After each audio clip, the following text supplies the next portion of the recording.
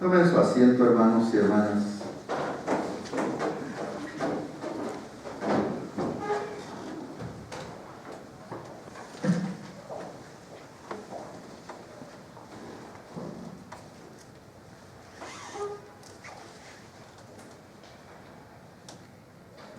Hoy vamos a ver el tema mi cuerpo y mi sangre.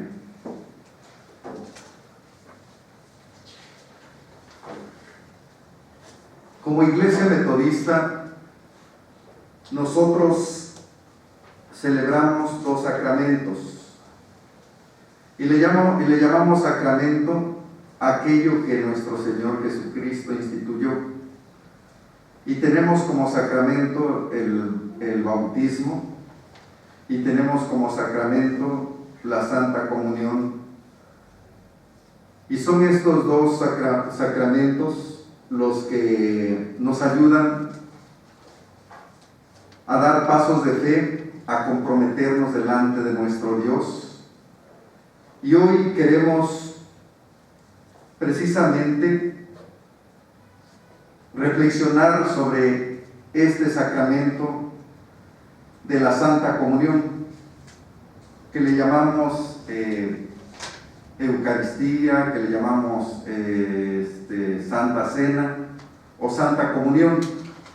Y eso, bueno, la palabra viene del griego Eucaristía, por eso se le llama Eucaristía. Lo de Santa Cena lo tomamos del momento en que Jesús lo celebra con sus discípulos, y Santa Comunión porque es un sacramento que lo hacemos todos juntos.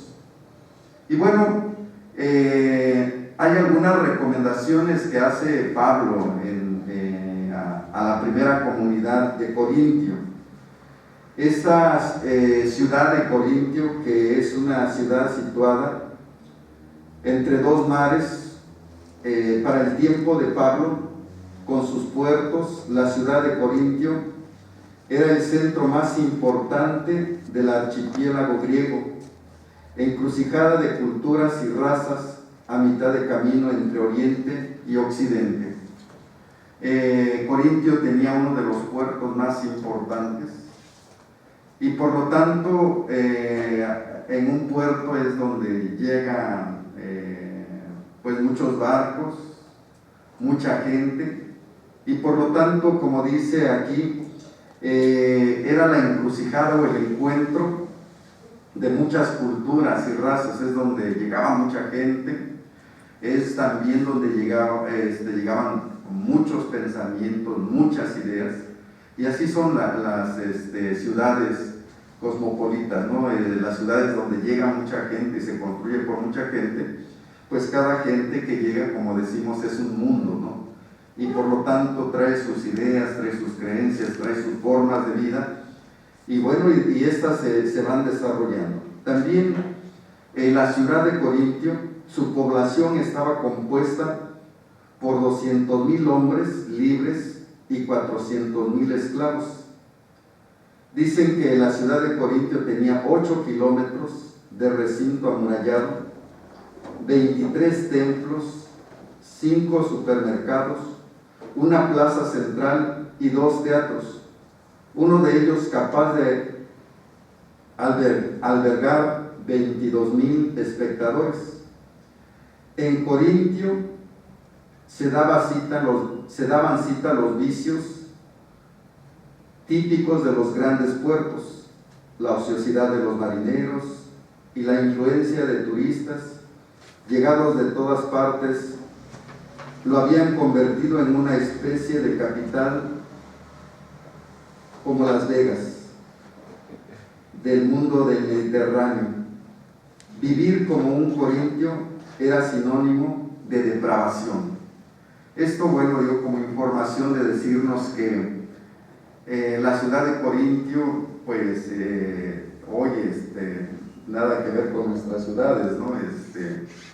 Hoy hablamos de 20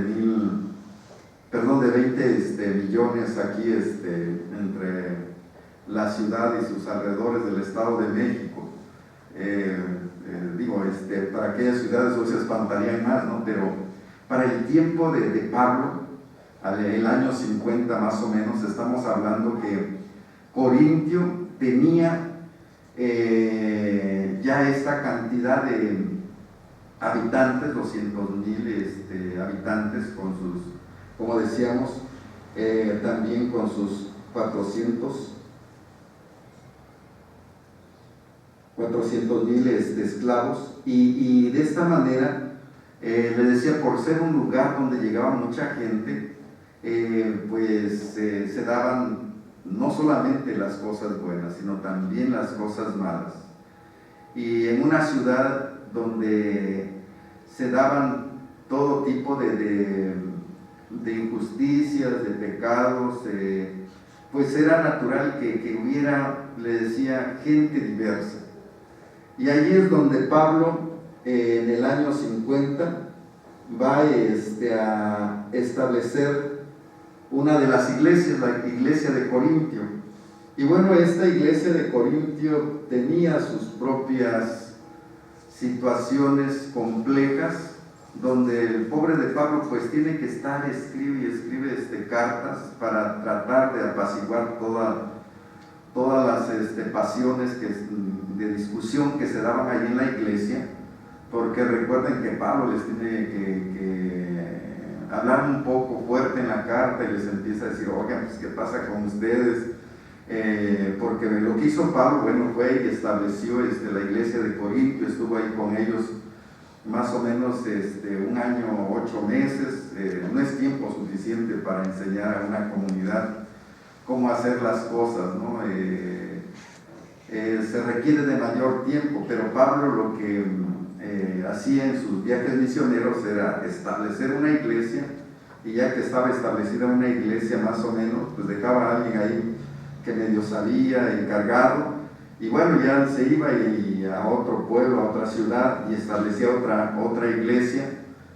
Y este trabajo que tenía Pablo, pues no le permitía estar constantemente en cada iglesia mucho tiempo, y eso hacía entonces que también surgieran muchos problemas.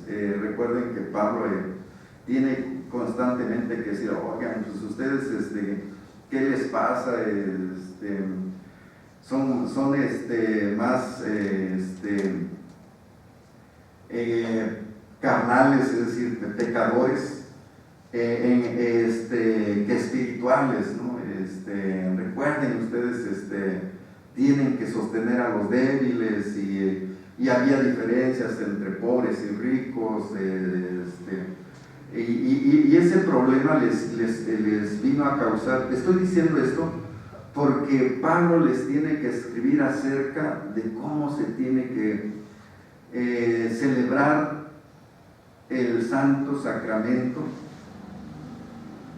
de la comunión. Les está diciendo que en vez de que sea bendición para su vida, viene a ser una maldición, o en vez de que sea edificación para todos en su fe, pues viene a ser dañino. ¿Por qué? Porque lo que estaba pasando es que, como había, les digo, este problema la iglesia se compuso por esclavos, se compuso por pobres, se compuso también por clases altas, había gente que tenía dinero.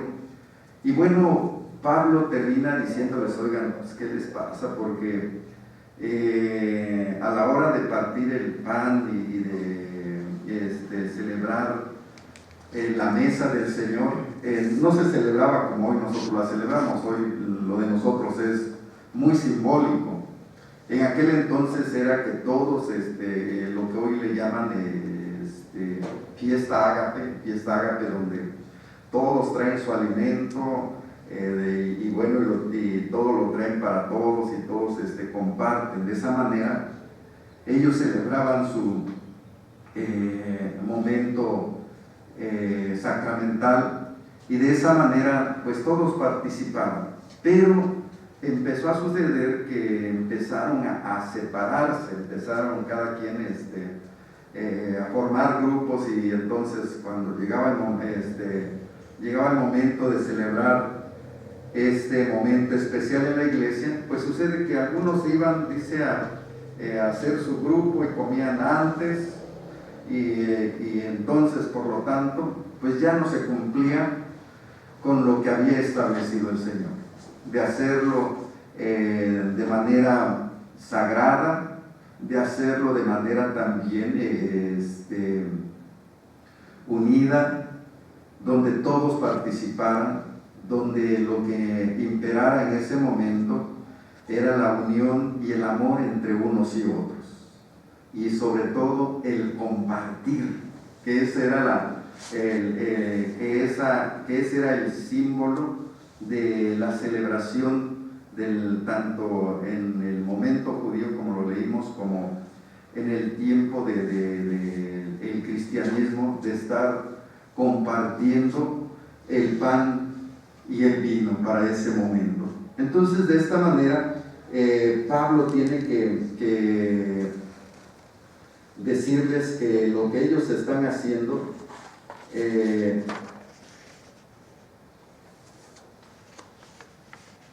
desde Éfeso, Pablo les dirige una carta muy dura para recordarles qué es lo que era la Eucaristía, lo que Jesús hizo la noche antes de ser entregado a la muerte, cuando mientras comían Jesús tomó un pan, pronunció la bendición, lo partió y se lo dio diciendo: tomen, esto es mi cuerpo y mi sangre. Lo que le está diciendo también Pablo es recordarles cuál es el significado profundo de parte de Jesús hacia nosotros. De parte de Jesús hacia nosotros es de servicio y de compromiso. De acuerdo a Juan, es esa misma noche que Jesús toma el hebrillo con agua y toma también la toalla y le lava los pies a cada uno de sus discípulos. Es un acto de servicio, de humildad. Y la otra parte, el compartir el pan, es también, decíamos, el momento de entender que Él se está dando por esta causa que Él tiene, de darse a toda la humanidad, de entregarse aunque esto le cueste la vida. Y de esta manera Él les está recordando Pablo a los corintios, que ellos no están haciendo ningún esfuerzo, que ellos se están portando totalmente egoístas, y que eso delante de Dios no está bien, porque si Jesús, sin pensar en Él, sin tener ningún interés, Él lo que hace es entregarse en servicio completo. Y de esta manera les quiere recordar que este es el sentido del sacramento: el estar unidos, el no hacer acepción de personas, el amar a todos y por lo tanto servir a todos. Y de esto es lo que va a estar recordando el compromiso que tenemos que hacer. Si ustedes escucharon las lecturas del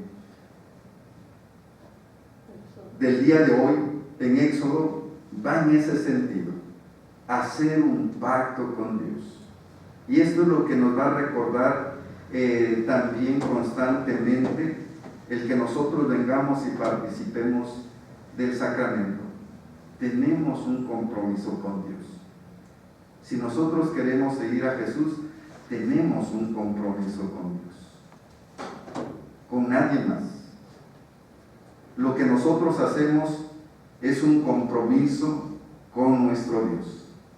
Y el compromiso va, decíamos, que quien participa del cuerpo y la sangre de Cristo sabe que el pan se parte, símbolo de nuestra persona, nuestros bienes, nuestra vida entera, y se parte como Jesús para repartirlo y compartirlo con los que son nuestros prójimos cotidianos.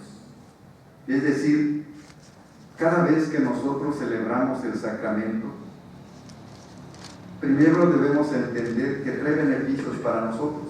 ¿Por qué? Porque a través del sacramento Dios nos da su gracia, Dios nos da su presencia, Dios nos da de su poder para que nosotros podamos continuar en el camino. Pero también cada vez que nosotros participamos de este sacramento, le estamos diciendo al Señor: Señor, sigo en el compromiso, sigo en ese pacto. Por eso le llaman la sangre del nuevo pacto, porque estamos haciendo, recuerden que el pueblo de Israel era de pactos. Ellos cuando le dicen al Señor: oye Señor, acuérdate del pacto que hiciste con Abraham, cuando ellos le pedían favor a Dios, ¿no? Cuando decían: oye, Señor, no nos abandones, no nos dejes, acuérdate de lo que le dijiste a Abraham, acuérdate de lo que le dijiste a Isaac, a Jacob, acuérdate de lo que le dijiste a David. Pero pareciera ser que nosotros como seres humanos solamente somos interesados en esa parte, ¿no? Es decir, si Dios tiene que cumplir, pues que nos cumpla todo lo que Él dijo. Pero el pacto no se hace solamente de un lado, el pacto se hace también de este lado, de nosotros hacia Dios. Y esa es la parte que nos toca a nosotros. O sea, Dios cumple con su parte, pero también nosotros tenemos que cumplir con nuestra parte. Y entonces esto que les decía Dios al pueblo, lo que escuchamos hoy en Éxodo, le está diciendo: tienes que cumplir todos los mandamientos que yo te da. No le dice los que tú quieras, no le dice pues hay los que tú puedas, no cuando tú quieras, sino hoy te los estoy dando para que tú los cumplas en toda tu vida. Y bueno, y nosotros como iglesia le llamamos el nuevo pacto, este nuevo pacto que estamos haciendo delante de Dios. La sangre que se derrama por ustedes significa la muerte violenta que Jesús habría de padecer como expresión de su amor al ser humano. Beber de la copa lleva consigo aceptar la muerte de Jesús y comprometerse como Él.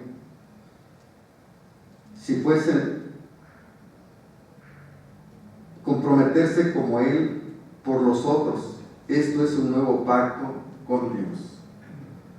Es decir, para Jesús, no creo que nosotros lleguemos a ese grado de Jesús, ¿no?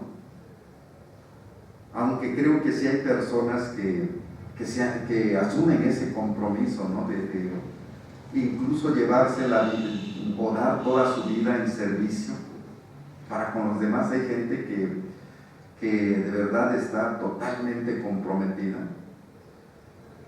en servicio hacia la gente, sin egoísmo, sin limitaciones, sin hacer acepción de personas, es decir, amando a todas las personas. Y eso es lo que hace Jesús. Entonces le decía, participar de este sacramento es decirle a Jesús que estamos dispuestos también a seguir su ejemplo. Y el participar de este sacramento es lo que nos recordamos cada vez que participamos de él. Que tenemos que amar, que tenemos que ser, que tenemos que cumplir, que tenemos que servir como lo hizo Jesús. A los primeros cristianos, por eso les pusieron cristianos, por parecerse a Jesús, por ser como Jesús. Les habían puesto los del camino, bueno, porque iban también de pueblo en pueblo, pero yo soy de los que están de acuerdo que se nos haya quedado cristianos, ¿no? Porque es, creo, el nombre que nos identifica más con Cristo. Ser seguidores de Cristo. En la cultura judía, el cuerpo significa la persona en cuanto a identidad, presencia y actividad. En consecuencia, al invitar a tomar el pan, invita a Jesús a asimilarse a Él, aceptar su persona y actividad como norma de vida. Él mismo da la fuerza para ello al hacer pan y alimento para nosotros. El efecto que produce el pan en la vida humana es el que produce Jesús en sus discípulos. Y esta parte creo que es interesante. Jesús nos invita a asimilarnos a Él, a aceptar su persona y su actividad. Jesús siempre va a estar sobre eso. Dirá, como yo les he dado ejemplo, así quiero que ustedes hagan. Y dirá, yo y mi Padre uno somos, para que después nos diga, también con ustedes uno somos. En otras palabras, Jesús siempre nos va a estar invitando a imitarlo, a ser como Él. No solamente en esta parte que ha puesto Dios desde el principio, donde dice que a imagen y semejanza somos, sino en nuestra, lo que aquí dice que el cuerpo significa la identidad de la persona. Nuestra forma de ser cristianos no es una moda, es decir, así como de repente viene la moda de algo, ¿no? Y todos quieren usar esa forma de vestir o esa forma de corte de pelo, pero pasa la moda y ya se olvidó, ¿no? La vida de un cristiano es un estilo de vida, es decir, es de aquí hasta que Dios nos llame a su presencia. Y por lo tanto, ese va a ser el compromiso que nosotros asumimos. Dios espera que nuestra persona, el llamarnos cristianos o seguidores de Cristo, sea una identidad para nosotros y que de esta manera la gente vea en nosotros esta forma de ser de Cristo, porque cada uno de nosotros, donde quiera que estemos, representamos a Cristo. Y es ese Cristo que nos sigue diciendo, este es mi cuerpo, esta es mi sangre del nuevo pacto, la que sirve sí para perdonar, pero también la que nos compromete, en la que Dios nos da sus beneficios, en la que Dios cumple su parte, pero también donde nosotros tenemos que cumplir la nuestra, para que de esta manera se cumpla el nuevo pacto en